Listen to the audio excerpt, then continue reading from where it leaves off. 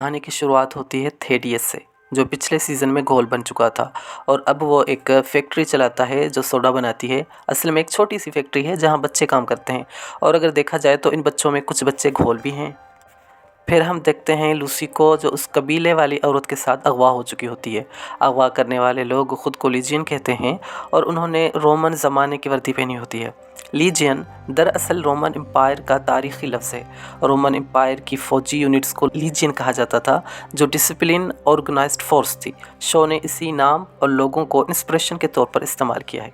आप देखेंगे कि ये लोग रोमन की तरह दिखने के लिए सिर्फ उनके जैसे कपड़े ही नहीं, बल्कि उनके जैसे कानून, स्लेवरी वाले और ब्रुटल वाले कानून भी अपनाते हैं, पर हथियारों के मामले में काफ़ी स्टैंडर्ड एशियंट हैं। खैर, वो लोग लूसी के साथ वाली औरत को फ़ौरन ख़त्म कर देते हैं, जिसे लूसी ने इतनी मेहनत से बचाया था। और फिर वो लोग लूसी को इस पोस्ट अपोकलिप्स वाले ज़माने के सीज़र के पास लेकर आते हैं, जिसे ये लोग खुद काइज़र कहते हैं। फिर लूसी अपने इल्म की शम्मा से उन्हें बताती है कि भाई काइज़र जर्मन होते हैं। यहाँ से एक बात तो समझ आ गई होती है कि इन लोगों ने रोमन हिस्ट्री नहीं पढ़ी। खैर, हमेशा की तरह लूसी अपने सर जनाब वाले लहजे में मुखातिब हो ही रही होती है कि एक सिपाही कहता है कि खामोश लड़की, पहले हमें ये तय करने दो कि हम सबसे पहले तुम्हारे साथ सोएगा कौन। ये सुनकर लूसी की सटक जाती है और वो महफिल में बेइज्जत भी कर बैठती है, जिसकी वजह से उसे कैद कर लिया जाता है। फिर वो सिपाही लूसी को बताता है कि तुम आखिर समझती क्यों नहीं कि हम जंग में हैं। लूसी पूछती है कि भाई किसके साथ जंग कर रहे हो, तो सिपाही कहता है कि एनआरसी यानी न्यू कैलिफोर्निया रिपब्लिक के ख़िलाफ़ और खान्स के ख़िलाफ़, ब्रदरहुड के ख़िलाफ़। वो कहता है कि उन सब से पहले हमें जिस जालिम का शिकार करना है वो है सीज़र का लश्कर, जो उस तरफ है। ये सुनकर लूसी कहती है, क्या मतलब यहाँ दो दो सीज़र हैं क्या? ये भी अगर देखा जाए तो उस ज़माने वाले सीज़र की तरफ ही इशारा करता है।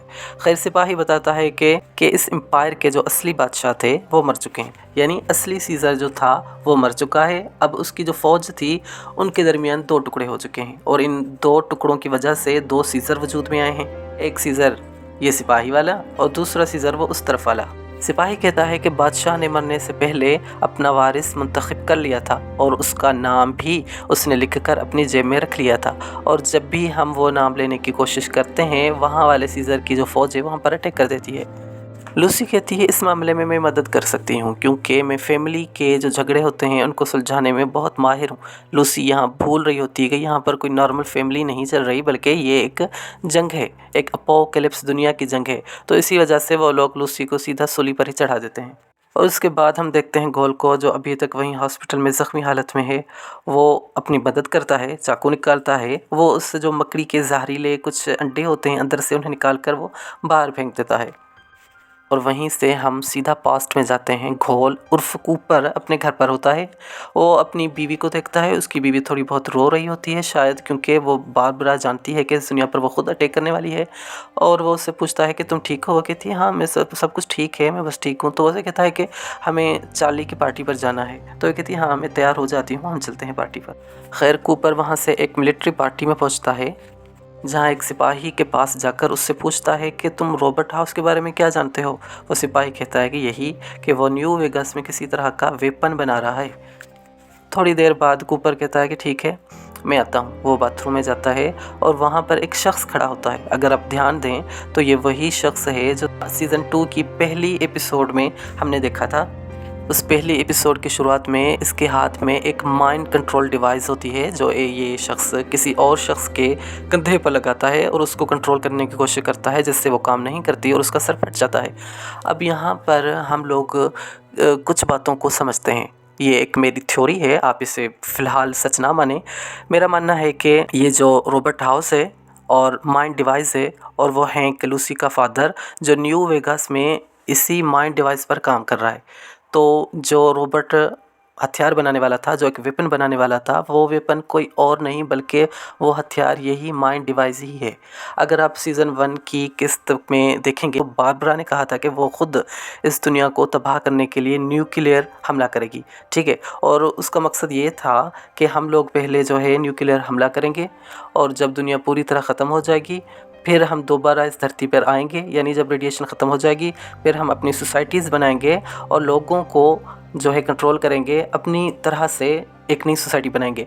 तो अगर इनकी स्ट्रेटजी देखी जाए तो बारबरा का जो काम था वो था दुनिया को तबाह करना, ठीक है।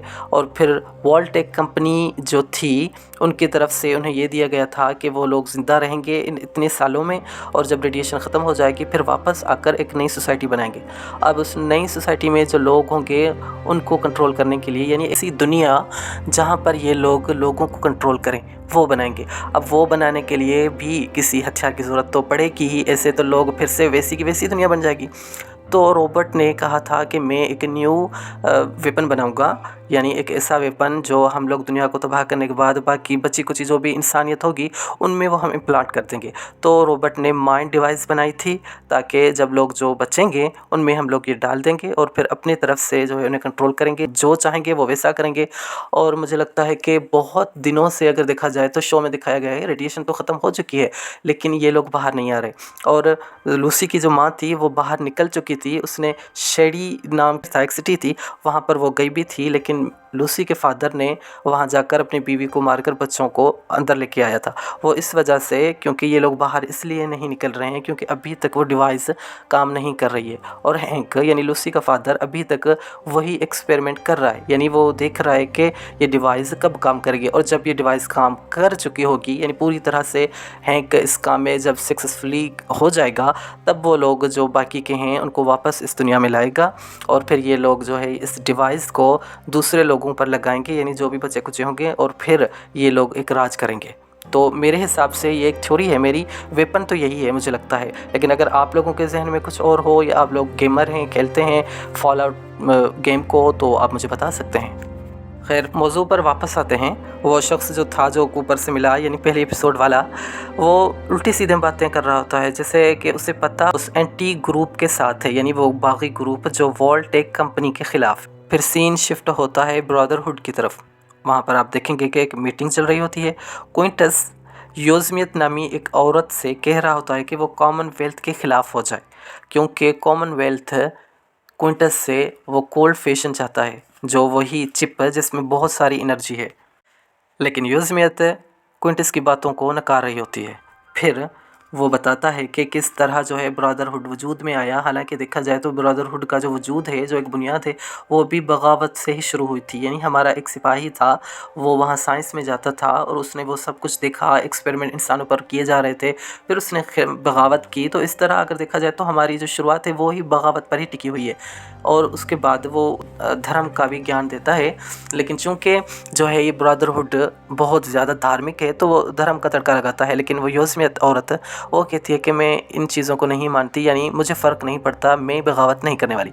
वो ये कहकर वहाँ से चली जाती है। फिर वहाँ पर मैक्सिमम खड़ा होता है और वो कहता है कि अगर आप चाहें तो मैं इस औरत को निपटा सकता हूँ। यानी क्विंटस कहता है कि देखो इसकी ज़ुबान कैसे चल रही है, अब अगर तुम उस योज़मियत को मार दोगे तो सारा ब्रदरहुड हमारे ख़िलाफ़ हो जाएगा और फिर वो हमारी बोटियाँ बोटियाँ करके हमें नोच देंगे। और वो मैक्सिमम वहाँ पर कुछ कहता, तभी क्विंटस कहता है कि चुप रहो तुम मामूली मज़दूर। यानी कि पहले जब उससे काम निकलवाना होता है क्विंटस को, तो वो उसे मेरा बेटा या कुछ इस तरह प्यार से उससे मुखातिब होता है। लेकिन जब कभी अगर गुस्से में हो तो वो उसे मामूली समझता है। इससे ये पता चलता है कि वो एक बहुत ही मतलबी किस्म का शख्स है क्विंटस, जो सिर्फ़ अपना फ़ायदा चाहता है। अगर उसके बीच में कोई कांटा आ जाए तो वो सामने वाले का लिहाज ही नहीं करता। इससे मैक्सिमस को इतना तो पता चल जाता है कि हाँ भाई, यहाँ पर दाल नहीं पिघलने वाली। फिर वो वहाँ से बाहर निकलता है और वो मिलता है कॉमनवेल्थ के मुखबिर, जिसका नाम होता है जेंडर। आई थिंक जेंडर ही उसका नाम होता है। आप यूँ समझ सकते हैं कि ब्रदरहुड का जो मकसद है वो है इस दुनिया को साफ़ करना, ठीक है। यानी अगर दुनिया में जब ये जो है न्यूक्लियर हमला हुआ है, उसके बाद से इन लोगों की ये ड्यूटी है कि हम लोग टेक्नोलॉजी, यानी ख़तरनाक टेक्नोलॉजी को यहाँ पर वापस ना लेकर आएँ वो। और साथ ही साथ वहाँ पर जो रोबोट हैं, यानी कचरे वाले रोबोट, ये उन लोगों को भी नहीं छोड़ते। आप देखेंगे कि ये जब मिशन पर जाते हैं तो एक रोबोट को ही ख़त्म कर देते हैं। तो ये मिशन पर जा रहे होते हैं, बीच में वो कॉमनवेल्थ का जो मुखबिर होता है वो मैक्सिमस से कहता है कि अगर तुम कोल्ड फ्यूजन हमें दे दो, यानी मुझे दे दो, मैं जाकर कॉमनवेल्थ को देता हूँ, तो ये जो हमारे बीच में अनबन है यही ख़त्म हो जाएगी। अगर ऐसा नहीं हुआ, यानी अगर आपने मुझे कोल्ड फ्यूजन नहीं दिया, तो इससे ये होगा कि ये जो सिचुएशन है ये और भी ज़्यादा बदतर हो जाएगी। वो मैक्सिमस कहता है कि इससे भी ज़्यादा बदतर हो सकती है। क्या वो कहता है कि हाँ, कि अगर आप मुझे कोल्ड फ्यूजन नहीं दोगे तो इससे ये होगा कि ग्रुपों में दरारें आएंगी और फिर सिविल वार शुरू हो जाएगा। यानी वो आप देखेंगे कि ये शख्स जो है कॉमनवेल्थ का मुखबिर, ये भी किसी तरह से फ़ायदा ही चाहता है। ये चाहता है कि वो मैक्सिमस से किसी तरह वो कोल्ड फ्यूजन हासिल करे और वो कॉमनवेल्थ को दे, बाकी मैक्सिमस का जो चाहे वो हो। अब देखा जाए तो क्विंटस भी मैक्सिमस का इस्तेमाल कर रहा है और ये मुखबिर भी उसका इस्तेमाल कर रहा है। अब हमें देखना यह है कि ये इनकी चपेट में आता है या नहीं। फिर वहाँ से ये लोग लैंड करते हैं और जाते हैं एक जगह पर जहाँ पर इन्हें एक रोबोट मिलता है और ये लोग रोबोट को भून देते हैं। उसके बाद ये लोग सीधा जाते हैं थेडियस की उस छोटी सी सोडा बनाने वाली फैक्ट्री में, जहाँ पर कॉमनवेल्थ का मुखबिर जो होता है वो कहता है कि जितने भी बच्चे हैं वो 2 ग्रुप्स में आ जाए। यानी जो अच्छी चमड़ी वाले हैं वो इस तरफ हो जाएं, यानी जो घोल हैं वो सामने खड़े रहें। क्योंकि जैसा कि मैंने कहा कि ब्रदरहुड का यही काम है कि जो चीज़ें अब बेकार हैं उन्हें ख़त्म कर दिया जाए। तो ये लोग ये समझते हैं कि जो बच्चे या जो इंसान अब घोल बन चुके हैं उनको ख़त्म कर दिया जाए। अब वहीं पर वो होता है थेडियस भी बाहर निकल आता है और मैक्सिमस देखता है कि थेडियस ने उन लोगों की मदद की थी पिछले सीज़न में, अगर आपको याद हो तो वो कहता है कि इनको बच्चों को ना मारो, ये सिर्फ बच्चे हैं, घोल हैं तो क्या हुआ। मैक्सिमस भी रोकने की कोशिश करता है, उस मुखबिर को रोकने की बहुत कोशिश करता है, लेकिन वो नहीं रुकता। वो कहता है कि नहीं, इन लोगों को तो ख़त्म होना ही है। थेडियस उसके सामने आता है और उससे कहता है कि वो बच्चों को ना मारे, लेकिन मुखबिर रुक नहीं रहा होता, वो मारने ही वाला होता है कि अचानक मैक्सिमस पीछे से हमला कर देता है और उसे वहीं मार देता है। खैर, इनका पार्ट यहीं पर ख़त्म होता है और वहाँ से सीन शिफ्ट होता है घोल की तरफ, जो मैदान में उतर चुका है, यानी वो अब ठीक हो चुका है और वो सीधा वहीं पर लीजियन वाले इलाके में आता है। वो देखता है कि लूसी अभी तक सूली पर लटकी हुई है। वो कहता है कि हाँ भाई लूसी, अब बता, तू बहुत अच्छी बन रही थी ना। वो ये देखकर वहाँ से निकल जाता है। फिर आगे चलकर उसे एहसास होता है कि नहीं, उसे बचाना चाहिए। घोल लूसी को बचाने के लिए एक जगह जाता है जहाँ पर उसे एक रोबोट मिलता है जो बड़ी काफ़ी मुश्किल हालत में होता है। उसका नाम विक्टर होता है। घोल उससे कुछ चीज़ों के बारे में पूछता है, फिर आखिर में उससे पूछता है कि तुम रोबोट हाउस के बारे में क्या जानते हो। वो रोबोट कुछ ख़ास नहीं बताता, लेकिन इतना बताता है कि उसे भी कोल्ड फ्यूजन ही चाहिए था और साथ में उसे NCR के बारे में भी बताता है। NCR माने तो न्यू कैलिफोर्निया रिपब्लिक, जो लीजियन का दुश्मन है।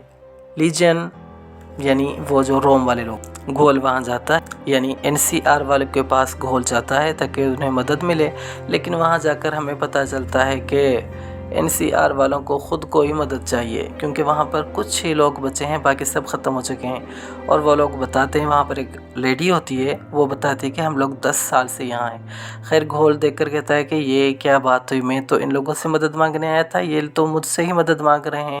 तो वो औरत घोल को कुछ चीज़ें देती है, कहती है कि हमारी मदद करो। खैर, वहाँ से सीन शिफ्ट होता है। खैर, हम देखते हैं कि घोल लीजियन की तरफ पहुंच चुका है और लूसी जो है वो अभी तक सूली पर लटकी हुई है और लूसी की हालत टाइट है। फिर घोल क्या करता है, वो लीजियन के लीडर सीज़र के पास जाता है और उससे सौदे की बात करता है। उन्हें कहता है कि अगर मैं तुम लोगों को वो ख़बर दूं जो आप लोगों को नहीं मिल रही है, तो बदले में आप लोग भी मुझे कुछ देंगे।